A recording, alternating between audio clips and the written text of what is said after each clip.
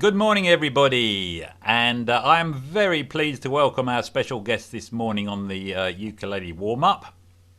He describes himself as a musical merrymaker and ukulele banjo nut. He has played clubs, theatres and festivals around the world, and he made history at the Oxford University by becoming the first musician ever to give a degree recital on the ukulele. There's an ambition for you. He has appeared on stage with Ken Dodd, Danny LaRue, Max Bygraves, Roy Hudd, Joe Pasquale, Des O'Connor and many others, and has performed in shows such as the hit 1940s revue We'll Meet Again, in which he portrayed George Formby, and also the Ken Dodd Happiness Show. You may have seen him before, especially as he's played so often, as he has also appeared on TV, including Frank Skinner's BBC documentary about George Formby. But if you haven't, you'll definitely see him now. Ladies and gentlemen, please give a big Zoom wave to Andy Eastwood. Hello, Andy. Hi. Thank you very much, Dave. Welcome, Andy. I think our paths crossed in the Czech Republic, actually, about 4 years ago when you were at the Czech Ukulele Festival. And have you done many festivals since? Yes, I do. Normally, I would do several festivals every year. Yeah. Both around, around Britain and Europe and all over the place. And I've been, I think, 3 times to the Czech one. That was a great festival. That was, yes. We miss it very much, don't we? But I should have been in Italy. I should have done Sardinia this year and an Italian festival and a Grand Northern Uke Festival in Huddersfield. Yeah.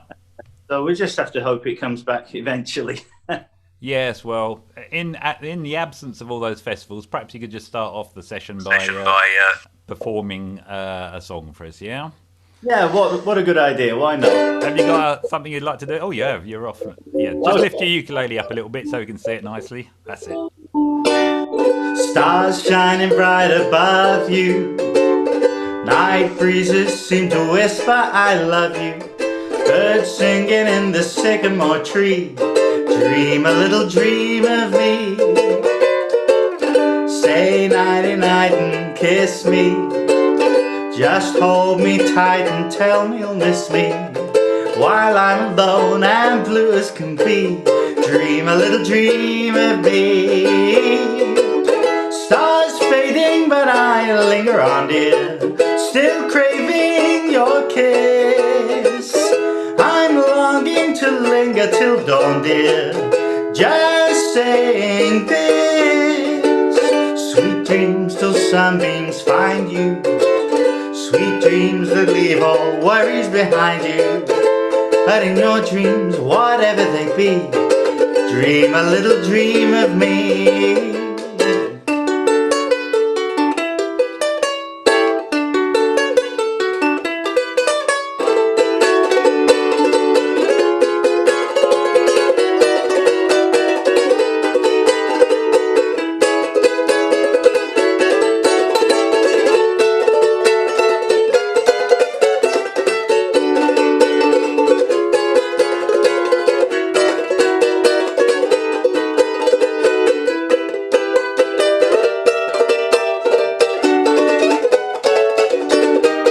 Mr. Sandman, bring me a dream. Make her the cutest that I've ever seen. Give her 2 lips like roses in clover, and tell me that my lonesome nights are over. Sandman, I'm so alone, ain't got nobody to call my own. Please turn on your magic beam. Mr. Sandman, bring me a dream. I see you in my dreams. I'll hold you in my dreams. Someone took you out of my arms. Still I feel the thrill of your charms. Those lips that once were mine. Those tender eyes that shine. They will light my lonely way tonight. I'll see you in my dreams.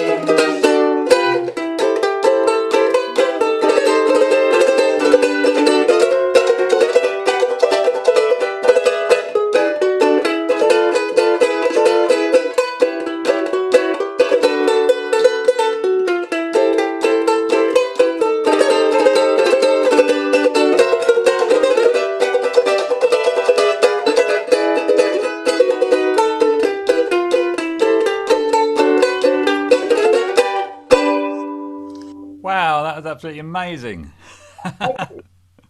As a bonus as well, I was only expecting a like a 2 minute little ditty, but that's absolutely fantastic. And I even lost track of the songs you played during that. So, how did you get started, especially with a technique like that? I mean, that's takes some serious practice getting to a level of uke playing.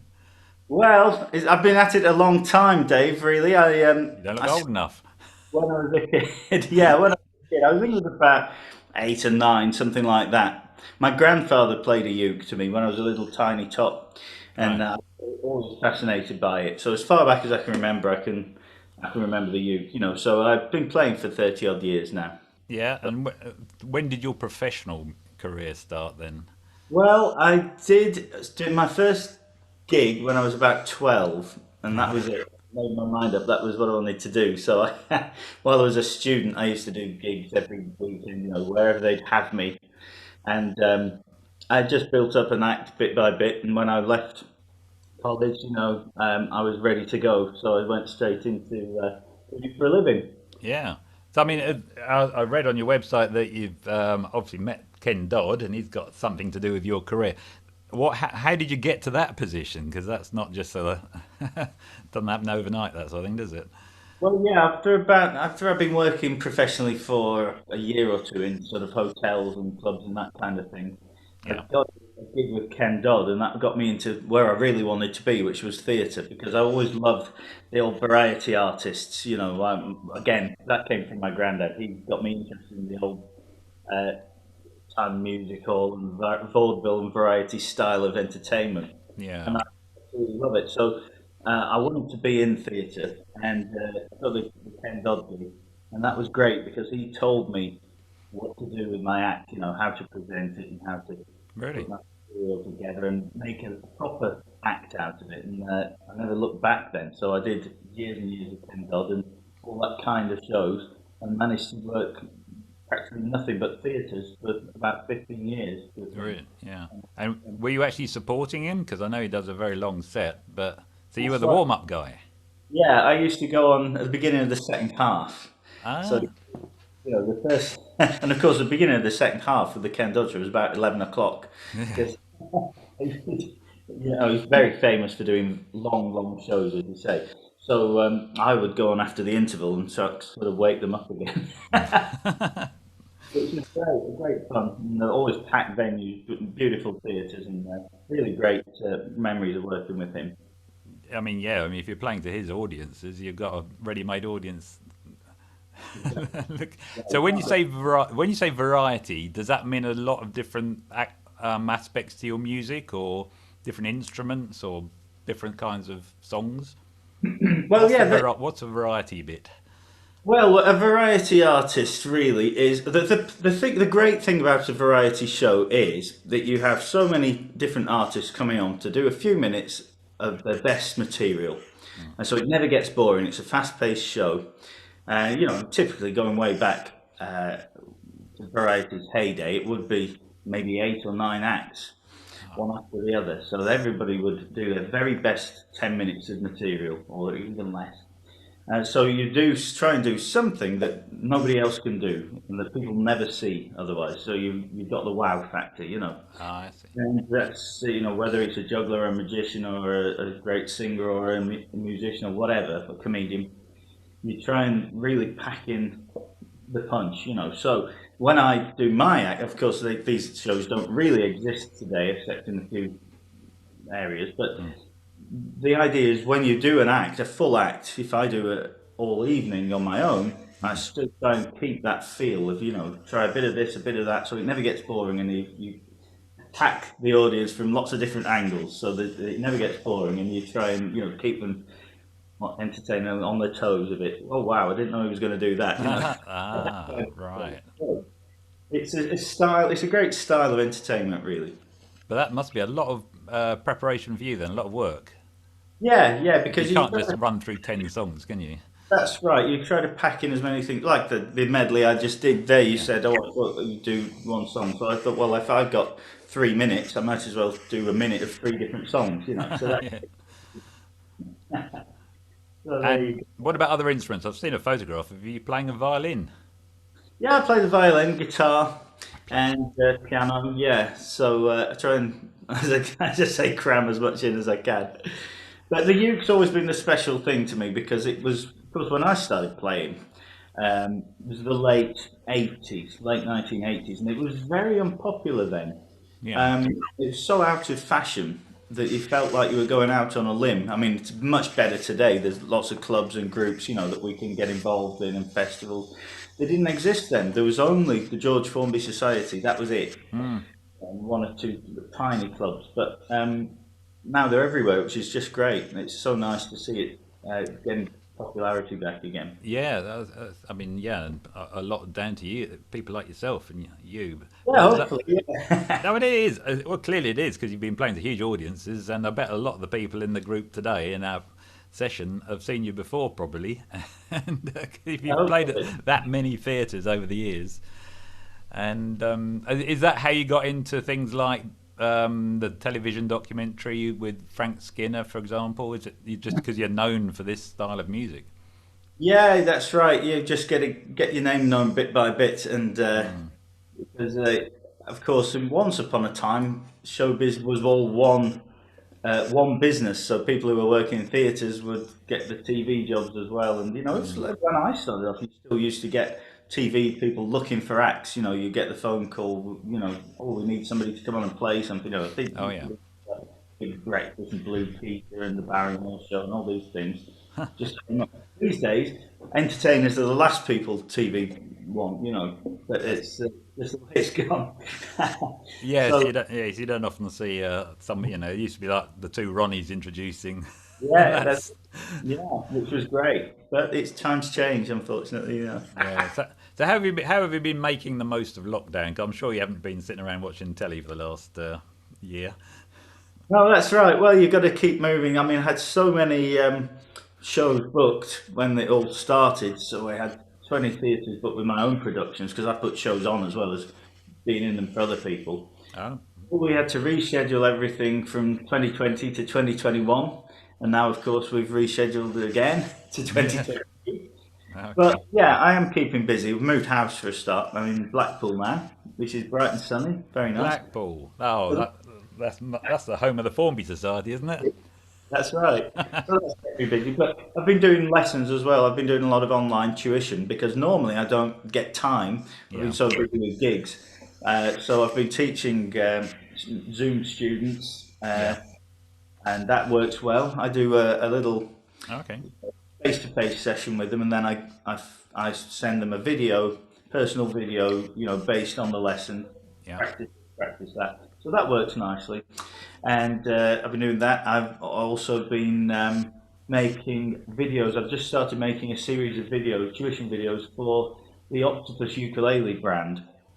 They are a Octopus very popular brand of affordable ukes. ukuleles. Yeah. Yeah, Have you got yes. one? Are you going to show us? Yeah, I haven't got one on me. I've got my old Martin here. Oh yeah, I saw that. It's worn out by the looks of it. Yeah, oh yeah, it's had some use. Yeah, it was mint when I got it, but there you go. That's But a 1933 Martin. So 1933. yeah, God, how did yeah. you get hold of that? I bought that from a dealer. I've got Oh, okay. got another one, slightly later one here. Yeah. One tuned in D and one tuned in C. Because George Formby used to tune his ukuleles in all sorts of different ways, didn't he? Oh, he did. Yeah, yeah. Well, it was. If you look at the old sheet music, they always see the chords on top. Tune the uke in whatever key. Oh, okay. B, C, E, A D, F sharp B, B flat, E flat, G, C, or whatever. Was So that to avoid playing bar chords, or was that to? yeah, that's right. It Yeah, was. Oh, yeah. So you can still play with the open positions down here. yeah. Tune to fit with the piano because there was always a piano arrangement on the sheet music in those days. So they just say, "Oh, tune the uke to suit it." And So that was. did they not have capos? Yeah, they did happen. Sometimes you'll see it on the music. Tune in B flat, E flat, G, C, or put a capo on first Yeah. fret. Whatever. Yeah, but D, of course, D was the standard tuning in those days. Even when I started to play, D Was tuning it? was standard. Yeah, it's only switched over to C in about the last sort of 20 years, I think. That's something I didn't know. Just for the people listening, do keep sticking your questions in the chat box if you want to ask Andy anything. But I will put his details in the next email that I send out, so that you can contact him if you happen to want to have some lessons, or just to look at some of the videos, or check out. I presume your gig list will be on there as well, will it? What you got coming up It will be when we, when they're it's, we confirmed. always keep the gig list updated, but of course, with the COVID thing happening, yeah, it just says cancelled, cancelled, cancelled at the moment. So Yeah. watching that space, yeah. But you teach ukulele. You also play the banjo uke, don't you? Yeah, I Yeah. do. Have you got one to? Because some people might be interested in Yeah, what. not just anyone. Well, this is George Formby's Gibson, and Really? he played this on his last ever TV show. Well, he played it for a lot, actually, for about the last 15 years of his life. Wow. One of his favourites, and very lucky to have that. It's obviously my prized possession. I bet. Goodness me. And it is actually a Gibson as well. Yeah, Gibson UB3 model. So it's a beautiful uke. Can you It's play not, us a bit? yeah, a bit silly to just show it to the camera, isn't it? Might as Yeah. well.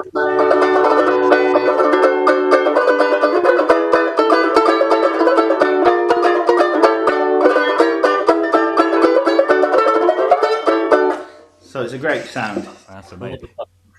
Perhaps you could just demonstrate the form B strum stroke, the famous one. I can't remember what you call it. What do you call it that? Split stroke. Well, The there's split stroke, very of course it is. he does, a lot of triples. He does the split stroke, which is a syncopated stroke, and the fan as well. So I just do a typical solo, something like when I'm cleaning windows. Just Go raise like, it up a little bit. That's it. Yeah.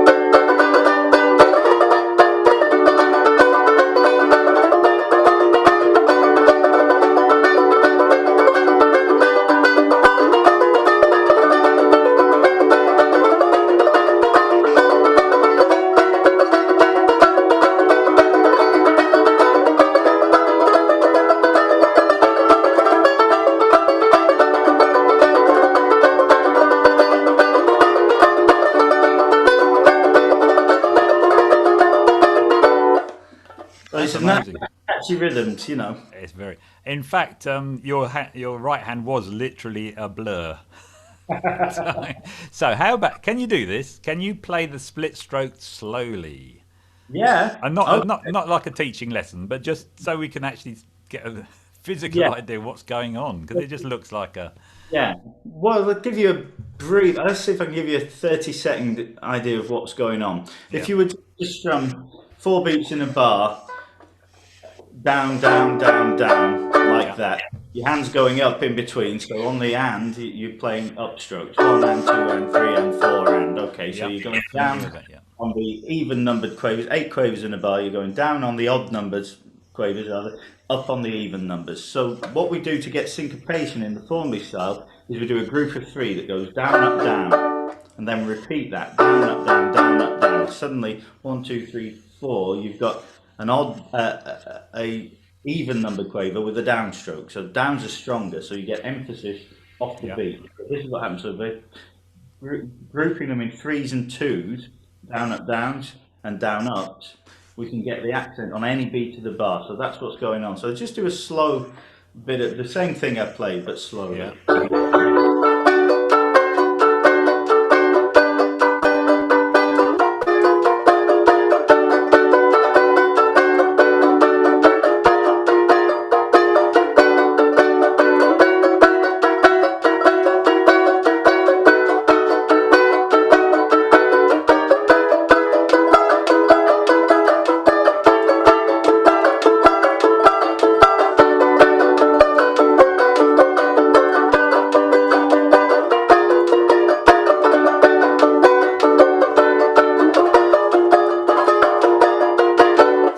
So there we have it. Amazing. Slow motion for me.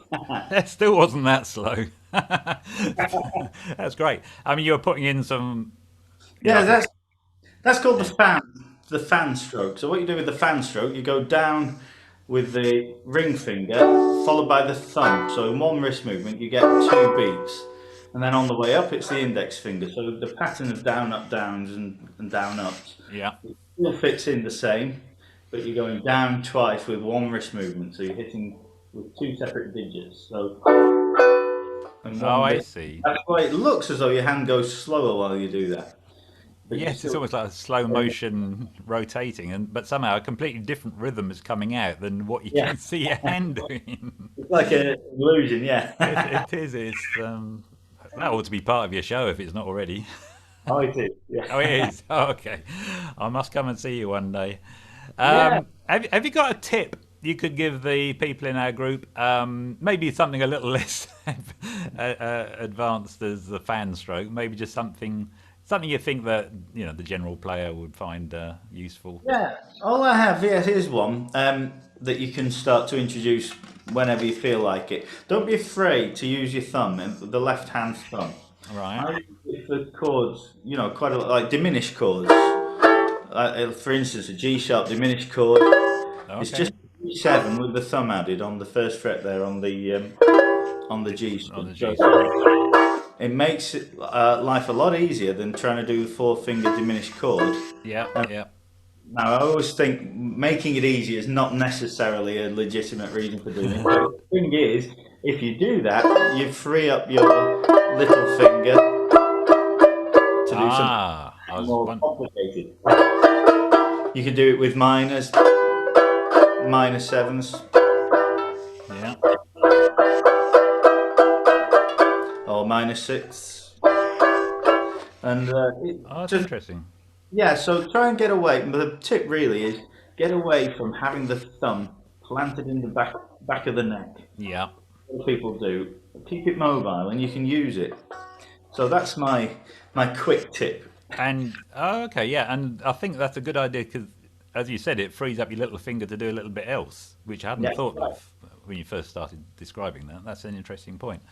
Right, okay, folks. I hope everybody else took that on board, and we'll maybe try and incorporate that one day. Um, right, yes, I was going to ask you something, and it's just gone out of my head. Oh, right, just carry on. Just keep strumming.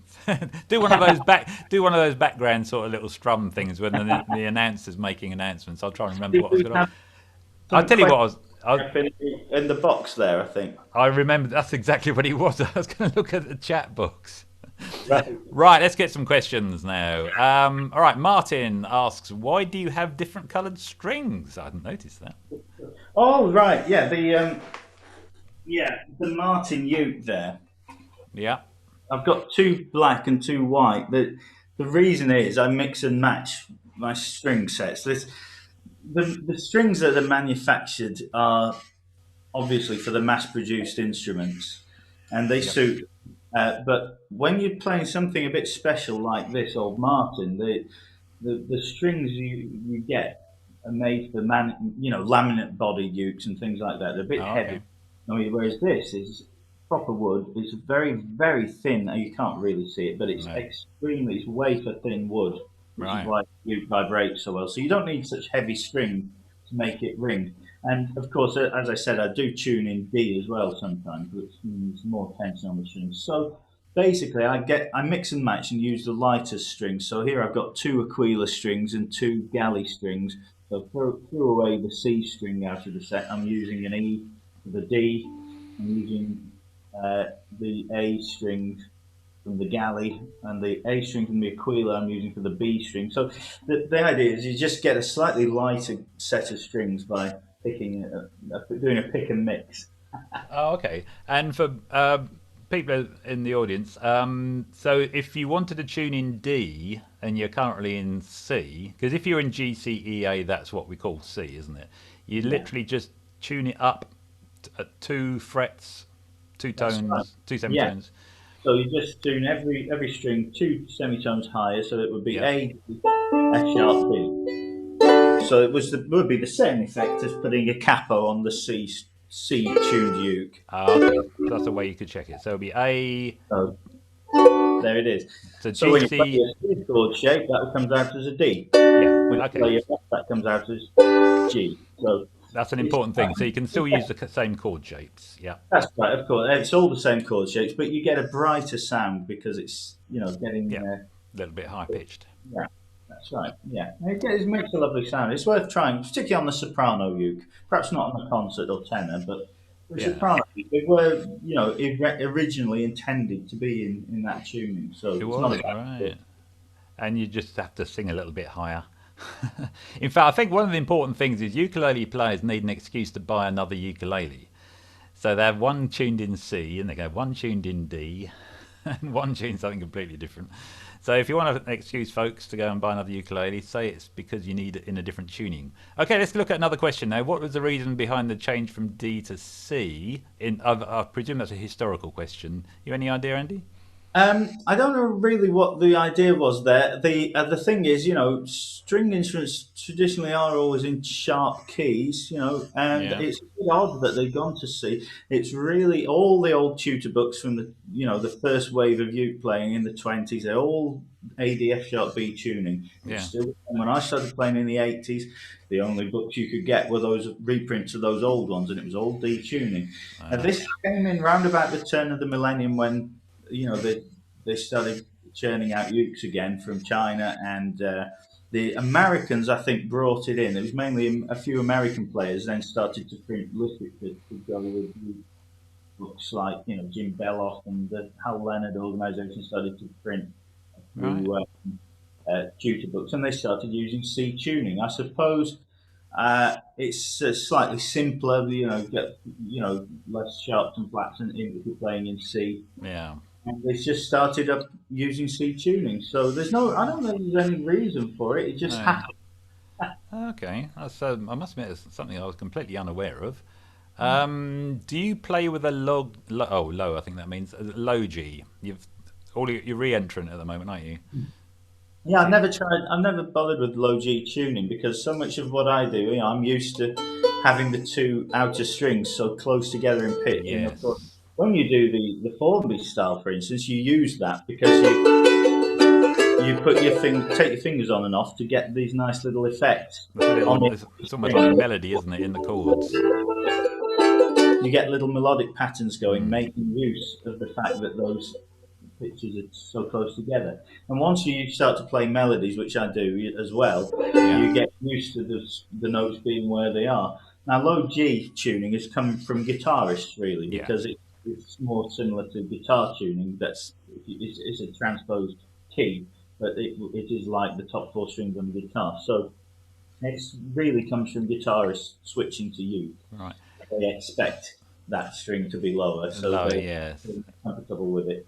But And the traditional uke sound has always been that very, very close harmony that comes from having that tuning. So I yeah. personally I like the high G tuning. Oh, okay. Yeah, understand that. Yeah. Um, Andy, can you do the George Formby voice too? Oh yes, yeah, that's nice again, hasn't it? Fine, right. When you're But singing, I'm allowed to do it because I am from Lancashire anyway. I was you've born. got a head start.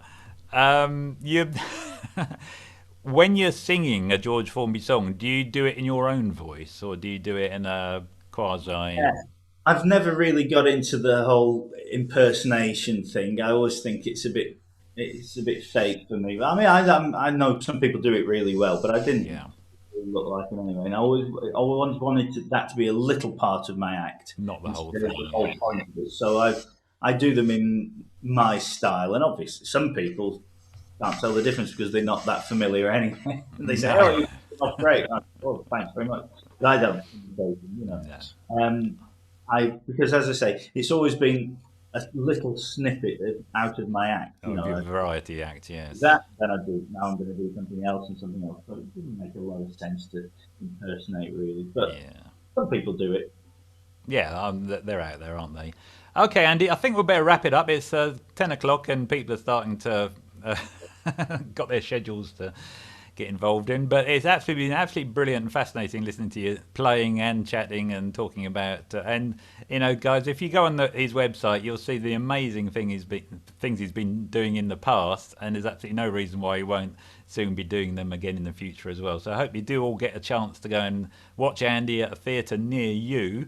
And he plays in so many theatres, there's bound to be one near you sometime in the next year or two. So Andy, I'd like to say very much a big thank you from us, and I'm just going to unpin you so everyone can, if everyone would like to unmute themselves and maybe give a little round of applause. Thanks, Andy. Thank you very much. Thanks, Andy. Thank you. Thank you. William Stewart Home Church.